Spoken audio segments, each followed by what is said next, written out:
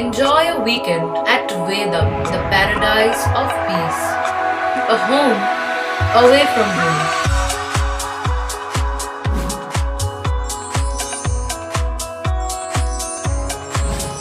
See yourself resonating with the nature. Vedam welcomes you to create your best memories. Looking beyond towards my future days that I should focus right on. Should be stable and I should be able to make it happier and strong. Looking beyond towards my future days that I should focus right on. Should be stable and I should be able to make it happier and strong. Life is an ocean that is always in motion. Let's drive it on along. With the Voyager, the path to shine, it's the Voyager, the ultimate guide, it's the Voyager. সহায় police কর্মী সুকুমার উপাধ্যায় ১২ বছর পর প্রতিবন্ধী ভাতা পেলেন সাইফুদ্দিন। তুমি আল্লাহর দূত। পুলিশ কর্মী সুকুমার উপাধ্যায়কে এইভাবেই সম্বোধন করেন পৌরা আজমিরা বেগম। ব্যান্ডেল ঈশ্বরবাগের বাসিন্দা পৌরার বড় ছেলে শেখ সাইফুদ্দিন গত ১২ বছর ধরে বিছানায় শয্যাশায়ী। তালগাছ থেকে পড়ে কোমর ভেঙে হাঁটা চলার ক্ষমতা হারায় সে। প্রায় ১ বছর কলকাতার হাসপাতালে ভর্তি, সেখানে অস্ত্রোপচার করেও সিডারা সোজা হয়নি। তখন থেকেই হুইল চেয়ার সঙ্গে ক্যাথিটার পাল্টাতে হয় মাসে ২ বার। বিছানায় শুয়ে থেকে বেডসোর হয়ে যাওয়ায় চিকিৎসা চলছে। কিডনির সমস্যাও দেখা দিয়েছে। সাইফুদ্দিনের দুর্দশায় পাশে থাকেনি তার স্ত্রী, তাকে ছেড়ে চলে যায়। মাস দুয়েক আগে চুঁচুড়া হাসপাতালে সাইফুদ্দিনের সঙ্গে দেখা হয় সুকুমারের। সুকুমার উপাধ্যায় চন্দননগর পুলিশের কনস্টেবল। চুঁচুড়ায় চন্দননগর পুলিশ হেডকোয়ার্টারে পুলিশ লাইনে কর্মরত। জেলখানা থেকে আসামি নিয়ে প্রায় যেতে হয় হাসপাতালে স্বাস্থ্য পরীক্ষার জন্য। সেখানেই সাইফুদ্দিনকে দেখে তার বেদনার কথা শোনেন। তখনই ঠিক করেন কিছু একটা করতে হবে তার জন্য। সুকুমারের এক সহকর্মী মহকুমা শাসকের দেহরক্ষী সতীনাথ মুখোপাধ্যায়, তার সাহায্যে মহকুমা শাসকের সঙ্গে কথা বলে মগরা বিডিও অফিস থেকে সাইফুদ্দিনের জন্য প্রতিবন্ধী শংসাপত্র বের করার ব্যবস্থা করেন। সাইফুদ্দিনের কোনো ব্যাংক অ্যাকাউন্ট ছিল না। টাকা দিয়ে তার ব্যাংক অ্যাকাউন্ট খুলে দেন। দিন তিনেক আগে সাইফুদ্দিনের অ্যাকাউন্টে প্রতিবন্ধী ভাতার প্রথম কিস্তির টাকা ঢোকে। গত ১২ বছরে যা হয়নি, পুলিশকর্মী সুকুমারের সাহায্যে তা পূরণ হওয়ায় যারপর নয় খুশি সাইফুদ্দিন ও তার মা। পৌরা আজমিরার স্বামী শেখ মকবুল যখন মারা যান, তাদের ৩ ছেলে ১ মেয়ে নিতান্তই ছোট। বড় ছেলে সাইফুদ্দিনের বয়স তখন ৫। পরিচারিকার কাজ করে কোনোভাবে ছেলে মেয়েদের বড় করেছেন। পড়াশোনা শেখাতে পারেননি অভাবের তাড়নায়। প্রথমে পান্ডুয়ার বাপের বাড়িতে থাকলেও পরে ব্যান্ডেল ঈশ্বরবাগে চলে আসেন সন্তানদের নিয়ে। রেললাইনের পাড়ে জলা জমিতে ত্রিপল খাটিয়ে শুরু হয় জীবনযাপন। বর্তমানে মেজ ছেলে দিনমজুরের কাজ করে, ছোট ছেলে স্থানীয় একটি কারখানায় ঠিকা শ্রমিক। টালিচালার ২ কামরা ঘরে মাথা নিচু করে ঢুকতে হয়, এমন ঘরে থাকেন। মেয়ের বিয়ে দিয়েছেন, তবে বড় ছেলেকে নিয়ে লড়াই থামেনি। প্রায় ৩০ বছর আগে স্বামী মারা গেছেন, তবুও বিধবা ভাতা মেলেনি। এমন অবস্থায় ছেলের প্রতিবন্ধী ভাতা কিছুটা হলেও সুরাহা হবে। সাইফুদ্দিনের চিকিৎসার জন্য এই ভাতার টাকাটাই কাজে লাগবে। আজমিরা এ বিষয়ে এদিন জানান। আর বলেন না স্যার, আমাদের পাড়ায় একজন, ওনার তাল গাছ আছে, তাল পাততে গিয়ে পড়ে গেছে স্যার। আপনি এমনি কি কাজ করতেন? আমি তো টুকটাক জোগাড় করতাম, জোগাড়ে কাজ করতাম। তাল গাছ, একজনের তাল গাছ ছিল, তাল পাততে গিয়ে পড়ে গেছি, মেরুদণ্ড ভেঙে গেছে স্যার। আজ থেকে ১২-১৩ বছর হয়ে গেল, কোনো সাহায্য কিছু পাই না। আর বুড়ি বয়স্ক মা আছে, এরকম। হ্যাঁ, খুবই আমাদের কষ্ট, অসুবিধা। হ্যাঁ, কিছু পাওয়া যায় না স্যার। কত বছর আগে এটা হয়েছিল? এটা হয়েছে ১২-১৩ বছর হয়ে গেছে। ১২-১৩ বছর ধরে আমরা এরম ভাবেই চলছি, কিচ্ছু পাওয়া যায় না। কোথায় ভর্তি ছিলে, কিভাবে? সরকার থেকে কিচ্ছু পাওয়া যায় না। হসপিটালে কতদিন ভর্তি ছিলে? হসপিটালে আমরা কলকাতায় পাক সরকারে ভর্তি ছিলাম ৮-৯ মাস। ৮-৯ মাস ভর্তি ছিলাম।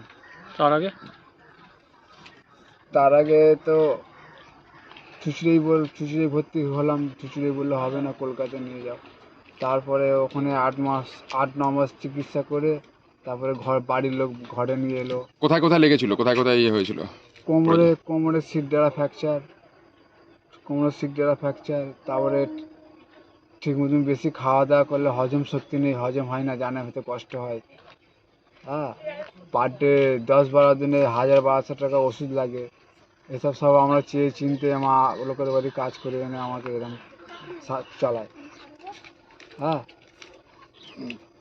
পাড়ার পার্টির লোকের থেকে কিছু সাহায্য পাওয়া যায় না, ওরা কিছু সাহায্য করে না। সরকারও কোনো সাহায্য করেনি? না। তারপর এই প্রথম তো বোধহয় একটা তুমি প্রতিবন্ধী ভাতা পেলে, কিভাবে যোগাযোগ হলো, কে করলো? এই একটা আমাদের চুচড়ে পুলিশ বাবু আমাদের সাথে যোগাযোগ করেছে, ওনার আশীর্বাদে উনি করে দিয়েছে হ্যান্ডিক্যাপ পয়সা করে দিয়েছে, 1000 টাকা আমি এই হাল ফিলে তুলেছি, উনি করে দিয়েছে, ওনার সাহায্যে হয়েছে, করে দিয়েছে উনি। এই যে সৈফুদ্দিন এতদিন ধরে বাড়িতে পড়ে আছে, প্রতিবন্ধী, অথচ প্রতিবন্ধী ভাতা পেত না, কিভাবে এটা আপনি ব্যবস্থা করলেন? না, ওর সাথে আমার প্রথম পরিচয় হয় চুচুড়া হাসপাতালে। আমি ওখানে ডিউটি গেছিলাম, তো আমি ইউনিফর্ম পরেই ছিলাম। তো আলট্রাসোনোগ্রাফি ঘরের সামনে যখন আমি যাই, তখন আমি প্রথমে চিনতাম না যে ওরা মা ছেলে। তখন ওই মহিলা আমাকে বলে, আমি তো ড্রেস পরেছিলাম, বাবু একটু হেল্প করো, অনেকক্ষণ ধরে আমি দাঁড়িয়ে আছি, ছেলেটা খুব কষ্ট পাচ্ছে, আমার ছেলেটা দাঁড়াতে পারে না। তো আমি পাশ ফিরে দেখলাম যে হ্যাঁ, দেওয়ালটা ধরে কোনোরকমভাবে দাঁড়িয়ে আছে। তা আমি বললাম কী হয়েছে?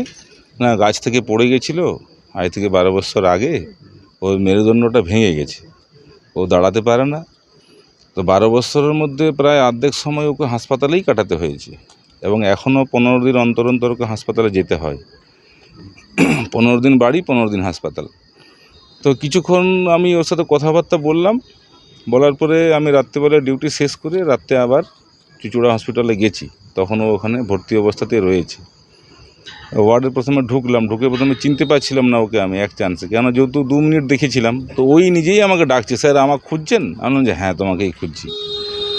তারপর ওর পাশে বসে সমস্ত জানলাম কিভাবে কি হয়েছে, কতদিনের ঘটনা। তো ওকে আমি জিজ্ঞেস করলাম, সরকারি সাহায্য কিছু পাও না? না, আমি সরকারি সাহায্য কিছু পাই না। তা আমি বললাম যে কেন? না, পাই না, আমি তো বাড়ি থেকে বাইরে কোথাও বেরোতে পারি না, তো ওই জন্য কেউ আমার অতটা খেয়াল রাখে না, সবারই চোখ এড়িয়ে যায়। তো এরপরে আস্তে আস্তে আমি কি করলাম, ওর ব্যাংকের অ্যাকাউন্ট খোলালাম, পয়সা ব্যাংকে জমা দিয়ে ওর নামে ব্যাংকের অ্যাকাউন্ট খোলালাম। আর এসডিও সদর সাহেবের যে সিকিউরিটি দেহরক্ষী আছে সতীনাথ মুখার্জি, ওর সাথে গিয়ে আলোচনা করলাম। আলোচনা করার পরে ও বললো যে হ্যাঁ দাদা, এটা তো হওয়ার কথা। তা এসডিও অফিসের সমস্ত স্টাফেরা আমাকে বিভিন্ন রকমভাবে সাহায্য করলো, ফর্ম সমস্ত কিছু দিল, ফিল আপ করা। এরপরে ওখান থেকে মগরা বিডিও অফিসে ফর্মটা জমা হলো। মগরা বিডিও অফিসের স্টাফেরাও সবাই সাহায্য করেছে।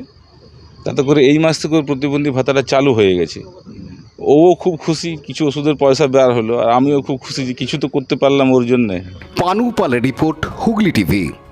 দুয়ারে সরকার আর পাড়ায় সমাধানের অভূতপূর্ব সাফল্যের পর রাজ্যের প্রতিটি মানুষের কাছে সরকারি পরিষেবা পৌঁছানোর উদ্দেশ্যে মাননীয় মুখ্যমন্ত্রী মমতা বন্দ্যোপাধ্যায়ের ঐকান্তিক উদ্যোগে এবার রাজ্য জুড়ে শুরু হলো সমস্যার সমাধান জনসংযোগ।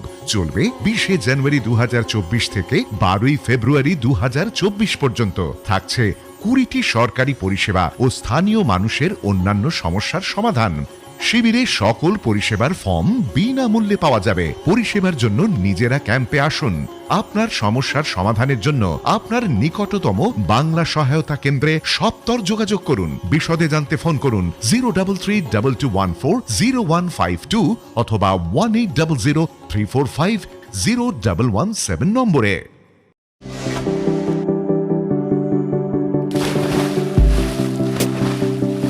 Fasten your seatbelts as you take a tour around your marine wonderland.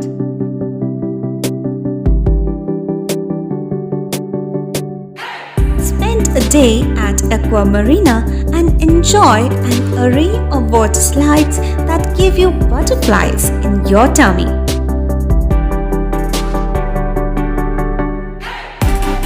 Aqua Marina is a holistic weekend destination for friends, family, and couples and offers magic to soothe your body, mind, and soul.